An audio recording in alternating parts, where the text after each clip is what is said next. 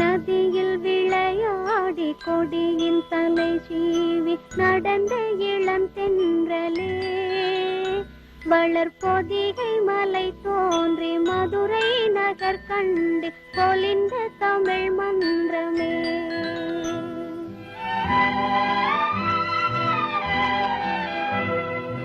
மலர்ந்து மலராத பாதி மலர் போல வளரும் விழி வண்ணமே, வந்து விடிந்தும் விடியாத காலை பொழுதாக விளைந்த கலை அன்னமே. நதியில் விளையாடி கொடியின் தலை சீவி நடந்த இளந்தென்றலே, வளர்பொதிகை மலை தோன்றி மதுரை நகர் கண்டு பொலிந்த தமிழ் மன்றமே.